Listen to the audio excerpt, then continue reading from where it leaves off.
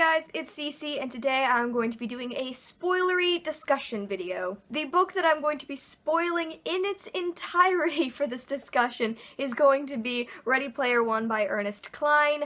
I just wanted to say up front, I'm going to be talking about some very big spoilers near the end and throughout this book, so if you want to read the book without spoilers, I would not recommend that you watch this video. I wanted to be able to talk more about some of the stuff that happens directly in this book that's spoilery, so that I could discuss it with a lot of the other people who have read the book and want to voice their opinions on it, because I know it is a very loved book, but I had some stuff I wanted to talk about. So if you would like to remain unspoiled in the world, this is your warning. You can go and see some of my spoiler-free review on my April wrap-up, but yeah, I'm going to be talking about this book in spoilery glory. And for the duration of this video, because I don't want to hold it up the whole time, I'm gonna put it back here. Can you still kind of see it? It's right back there. It's all okay. It's still here. So I know most of the people who are still around already know the plot of the book because you're sticking around for a spoilery review, but I have been known to watch spoilery reviews of books I never plan to read. So, just in case you don't know, this is the plot of Ready Player One.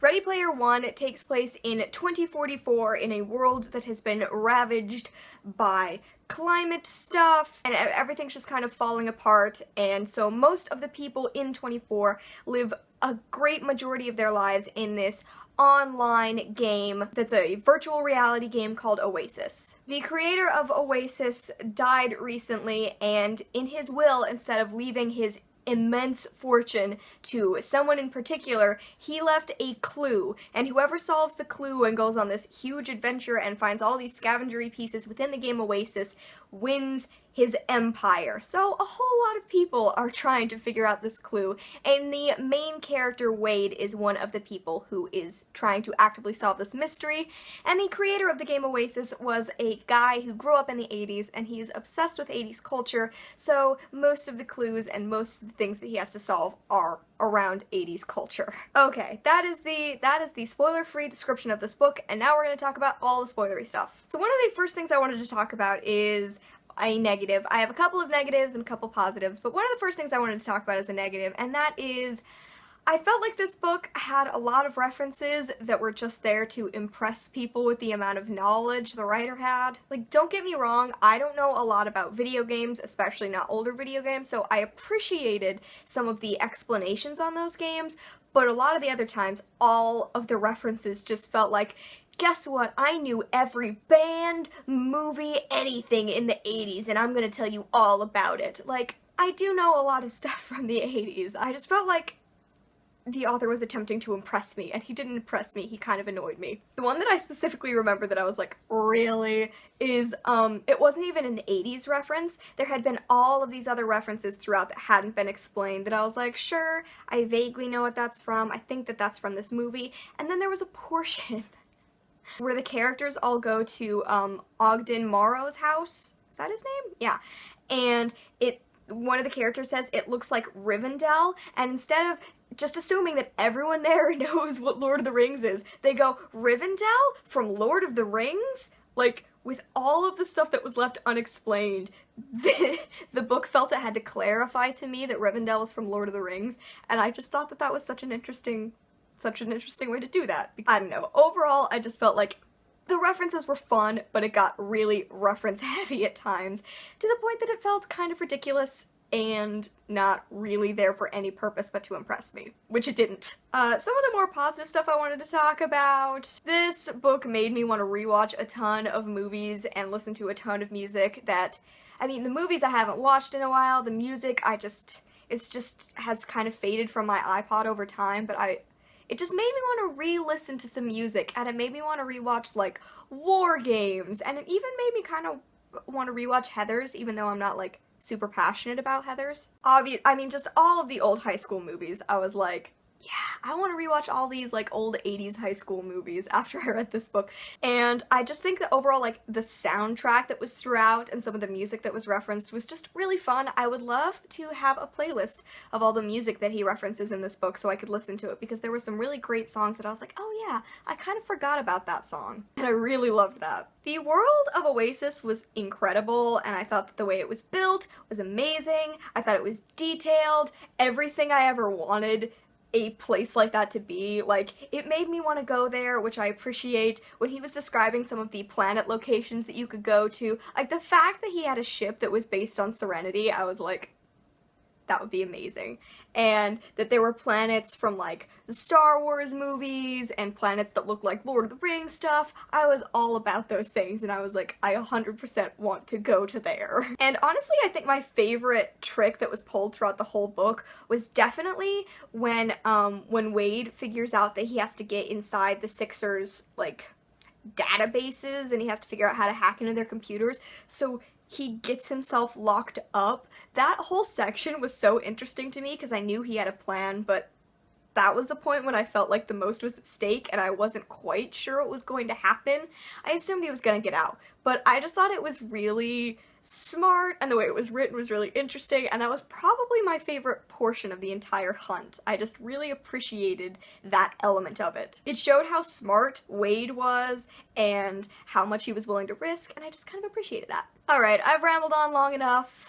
I mentioned in my April wrap-up exactly what my problems with this book were, and we're gonna get into those now. That's why you're here. So, one of my main problems with this book, and a reason I had a huge difficult time getting into the story, was that I felt like the entire book was written by a bitter geek boy who was annoyed that he didn't get women when he was younger because he was a geek boy. And that was so annoying. Because as a girl who loves these really nerdy things, I am just like supremely uninterested in men who have to explain how hard they had it and who treat geek women either as these like fairy beings that are magical and exist only in the wild, or as fakers who are just there to get their attention, which is absurd because if you're gonna be an asshole, why would I be after you?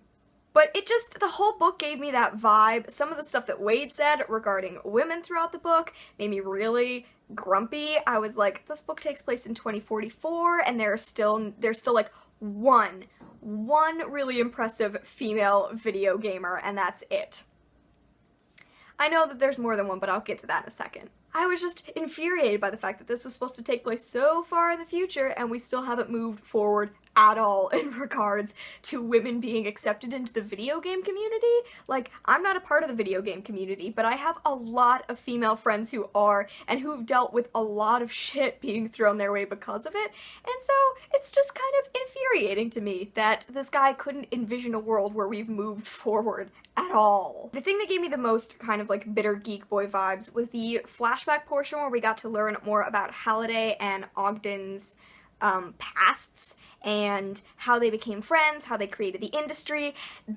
The fact that everything was motivated by the fact that two geek boys were in love with the same magical fairy princess geek girl was so annoying. There were like a grand total of 3 female characters in this book, and 2 of them were like love interests that were above all else, have to get them love interests. And the third one you didn't even know was a girl, so still getting to that. But the fact that Kira was just kind of this prize that was won, and Halliday for years and years and years just like carried this thing in his chest that he was always in love with her, it was so obnoxious. It was such a man thing to write about, and I was so supremely annoyed by it. Alright, we've gotten there. I'll talk about it now.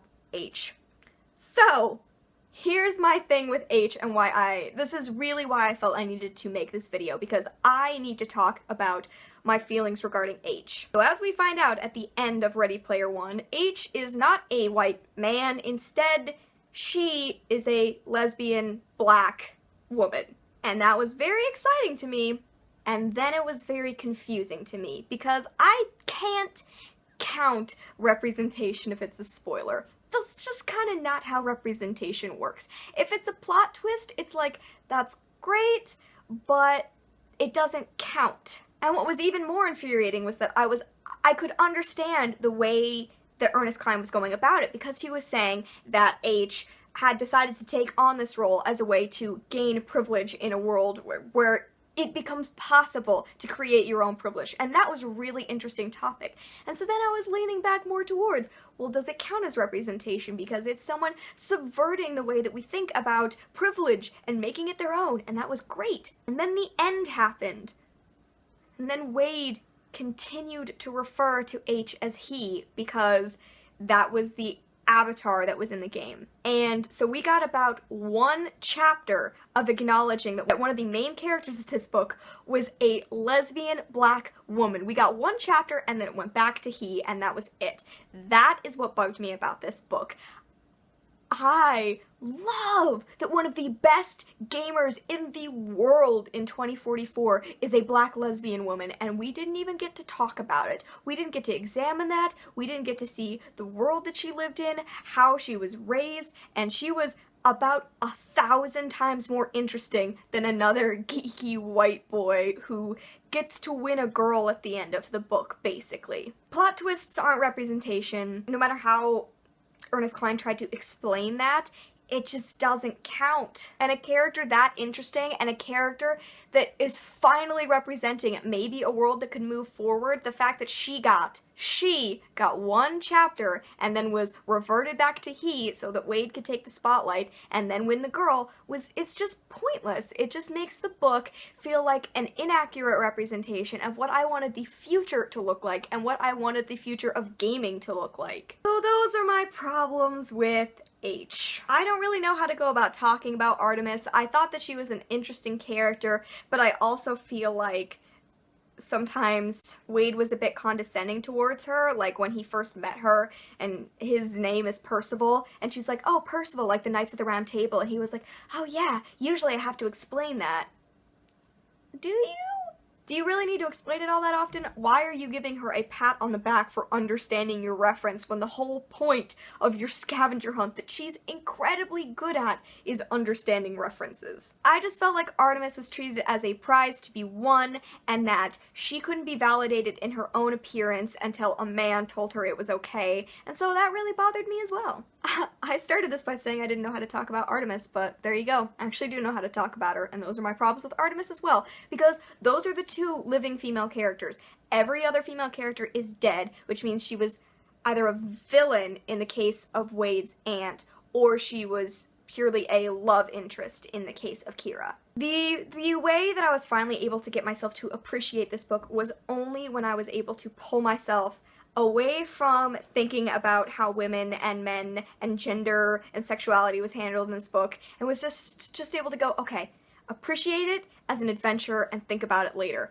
Without me being able to separate myself from that way of thinking about things, which is how I approach most of the media I consume, I would not have been able to enjoy the book. So I did give this book a 4 out of 5 stars, an easy 4, it's probably a 3.5 to a 4.